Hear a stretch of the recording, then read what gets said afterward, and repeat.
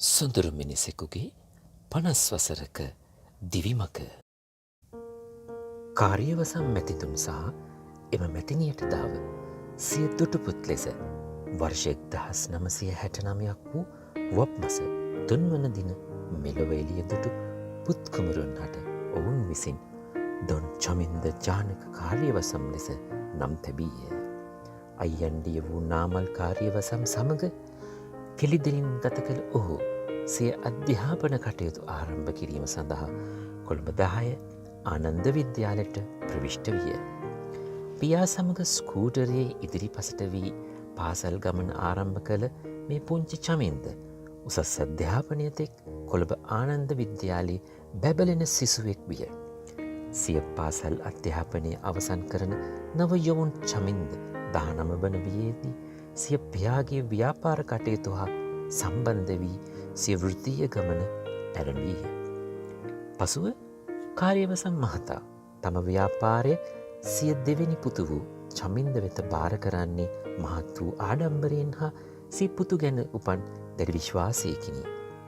එතැන් පටන් සොෆ්ට්වේර් පරිපාලනය තරුණ චමින්ද වෙත භාර කෙරෙද්දී නිබඳවම පිටුපසින් සිටි සිය පියා ධර්මවර්ධන කාර්යවසම් සහ මව ජයවතී කාර්යවසම් දෙපළගෙන් ලැබුණු මඟ පෙන්වීම ආශිර්වාද යටතේ ඔහු සිය පවුලේ ව්‍යාපාරය වූ සොෆ්ට්වේර් යන නාමය ශ්‍රී ලංකාවේ මුද්‍රණ ක්ෂේත්‍රය තුළ ඉහළම තැනක රඳවන්නට සමත් වූ බව ඔබ මට නොරහසකි.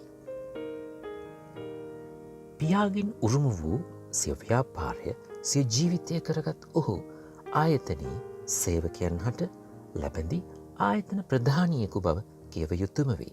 එසේම වැඩ රාජකාරිය මැද්දේ වුවද සිය මව පියා මාමණ්ඩිය වන වීරසිංහ මැතිඳුන් හා එම මැතිනිය පිළිබඳ නිරතුරුවම සොයා බලමින් පුතුකුගේ වගකීම් උපරිමයෙන් ඉටු කළ අයෙකි. කෙතරම් රාජකාරී මධ්‍යය වුවද සිය මව හෝ පියා හෝ මාමණ්ඩිය නැත්නම් එම මැතිනිය අසනීපයක් වූවා නම් සියලුම රාජකාරි අතහැර දමා ඒ වෙනුවෙන් කැපවීමට මේ තරුණ චමින්ද නොපසුබට විය.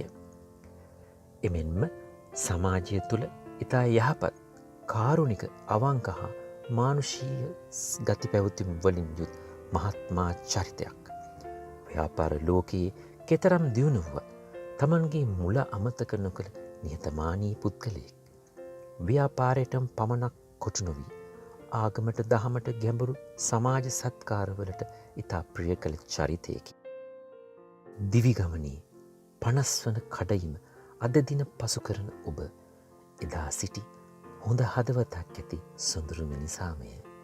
ඉතින් අපි සොෆ්ට්වේර් පවුලක් ගොඩනැගුවෙමු. ඔබ ඒ පවුලේ දෙවන පුරුක විය.